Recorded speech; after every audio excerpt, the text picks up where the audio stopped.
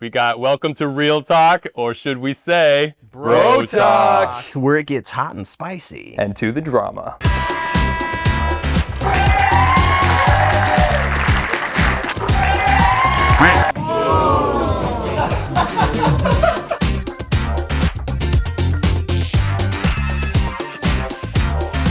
All right, guys, I remember when I first showed up and I was like, oh my God, it's the professor. Yeah, that's me. The professor. Wow. I almost wanted to surrender to you. Yeah. As you should. And then you were like the villain. I was just like, oh my God, we got the bad boy. Go-to villain, but nice guy in real life. He's like, watch out though, he's off the market. The only one here not married though. I know, oddly enough, they put a bunch of bros together that we're married. Like, yeah. Married for 12 years, you said? 12, dude. And we're gonna push 10 in December. Wow. We got kids even. Congratulations. Beautiful girl. Yep. Beautiful girl, one on the way. And one on the way. Yeah. I got a dog. Nice. I'm a dog dad. Which reminds me, we need to drink to that dog. It's pretty close. Yeah, let's do it. This man right here is a CEO in real life. It's true. Believe it or not, it's crazy. Yeah, that's the only way you can afford having 3 kids. That's the whole point. 3 jobs, 1 job per kid. Exactly. If you want to live in LA, that's how much money you got to bring in. Yeah, for real. Oh, First, number 1, we'll take care of you. We'll take care of Professor next. Yeah. That was like one of my favorite And One characters on the And One mixtape too with the professor. It reminds me of that. You got some handles. Did I just age myself? The And One mixtapes? I'm sure like nobody knows what that is. Huh? You know what the And One mixtapes are? I know what they are, but like I haven't thought about that in That's old school. so long, That's dude. All right, let's put this away and get nice and cold. This thing is cold. What are we gonna too. cheers to, bros? Cheers to you adding a kid to that dog. Yeah. Okay. Oh, that escalated quickly. I think they gave a huge poll on ReelShort app, and they were talking about how all the fans ask us a bunch of questions, and they put it all in here, and it's gonna get pretty crazy quick because I think we've actually not seen these yet. So these are gonna be cold answers. Oh no! So this is from Diane0302. She asked, "What's a role you never played before but would love to try?" Well, since I usually play the villain, I want to do what one of these guys do. Maybe play a professor or a CEO. Do it. Or a plumber that's secretly a CEO. There you go. Whoa. Yeah. Got the big, like he looks the part. When he showed up, I was like, "Damn, okay." My Like, he just secret came from the job. CEO plumber. Yeah.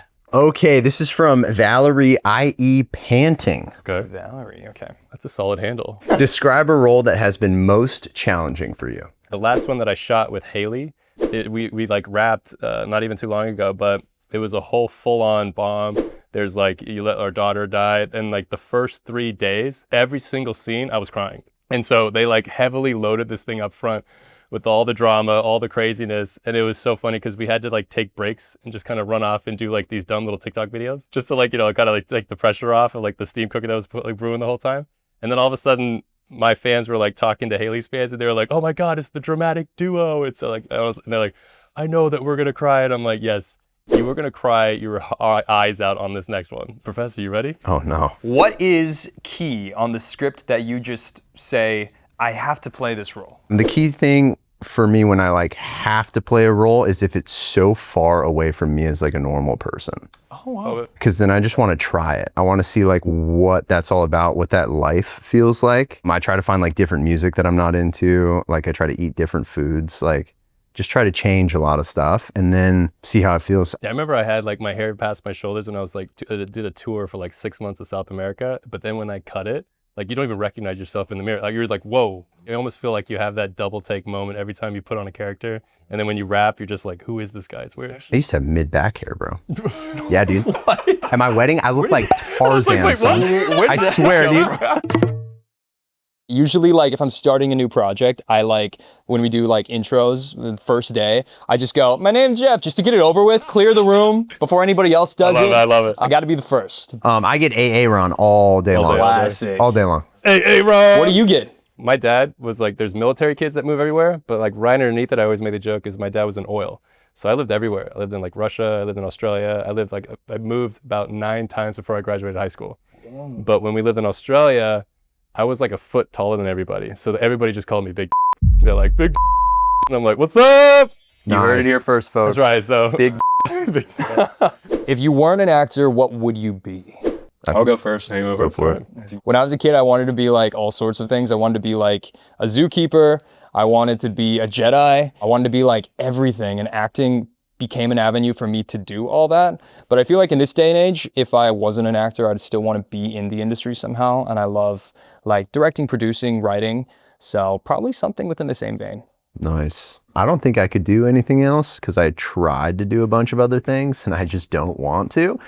However, if I were to just like retire today, I would probably go like build something. There you go. Like either shape surfboards or like build cool furniture, like go like reclaim some with your hands. I like wood. it. You're building Yeah, like that. work with my I love it, hands, love like it. do like create something. I think good it's with his something that I hands. have to do. He built this couch actually before we got here. This whole set, Yeah. he did. Yeah. Hey, Ron. Yeah. Hey, Ron. Me and my wife actually have this conversation a lot of times. And then she was saying, she's like, this is the only avenue that I could have possibly actually scratched the itch for all the crazy stuff that I wanted to do. Like, I want to do crazy, like I want to rob a bank, but like you can't do that in real life. You can't just go do that. But you can't just go do that. Exactly. So how do you scratch that itch? The only way you can kind of facilitate and scratch that itch is in like the media entertainment world itself. And so you can go be a bank robber, or you want to go and do these crazy things like be an astronaut, or go and like, be a CEO of a billionaire, whatever, like own a company. Like those kind of things where acting is like the only place where you can actually go and live all those different lives that I've always wanted to do and try, but there's just not enough time in your life to do. Noah_love99. Noah. Thanks, Noah. That's a good one. Thanks for all the love, Noah. Yep. Hey, Ron, this one's for you. Whoa. All right. When are you and Jess Jacoby going to do another show? You both were amazing and great together. Oh, thank you so much, dude. Jess is amazing. We're actually like still friends. I'll say the answer is soon. I have absolutely no idea, but I do know we did shoot something last month. Our friend, a bunch of vertical leads got together. Nice. And for free, we all did a proof of concept horror vertical. Oh, that's sick. That's cool. And so that one's in the works, but it was me, her, Rick Shepard, Candace Mazinga. Beautiful question. This is from, I don't know how to pronounce this, Jatty Fam 92, Jatie Fam. Chatty fam. 92. What's up? For Jeff, Oh, boy. is there anything you are working on now?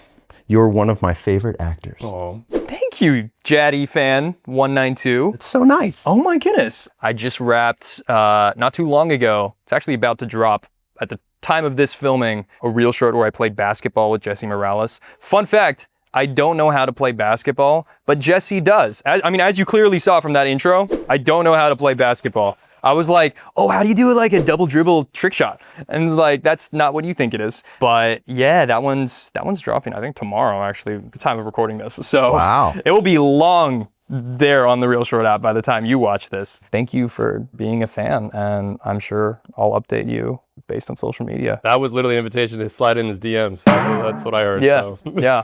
Just I'll slide let you know right what's in. up. Don't worry, Jaddy fan. Yeah. All right, we're doing more. This one is from Simply D Sims. Ooh. Okay. How hard is it not to laugh at some of the lines you guys have to read on the script? I usually bust out laughing.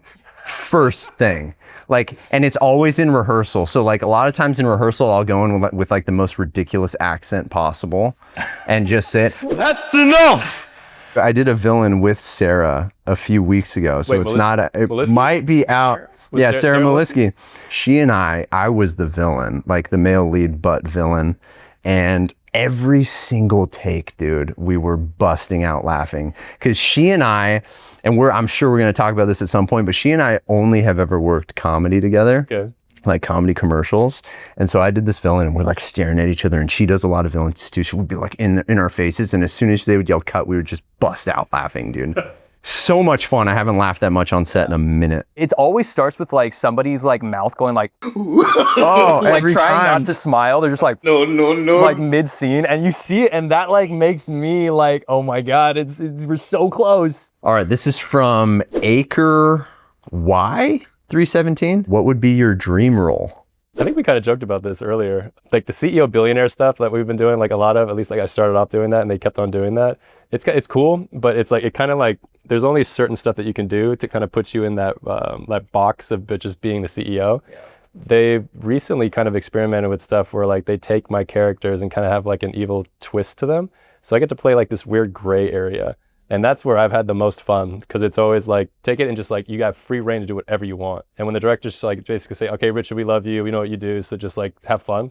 Oh man, because then now all of a sudden you can fire on all cylinders. Like, you're actually revving up that Lambo and you're going crazy with it. And those are the kind of like the roles that I'm liking now, is where they have like that weird twist where it's almost like, is he bad? Is he good? Boom, That's- game over. Yeah, it's complex. That- My dream role would actually be the himbo. I love playing like the dumb masculine guy. Like if you look at like Men in Black, the new one, Chris Hemsworth as like the secretary, I remember, where yeah. he's just there for eye candy, but he's like a total idiot. Like those are like my dream. Like Ken, like Ryan Gosling Ken from Barbie. There you go. Like that's my dream role. You know, something like that, where I don't have to do too much.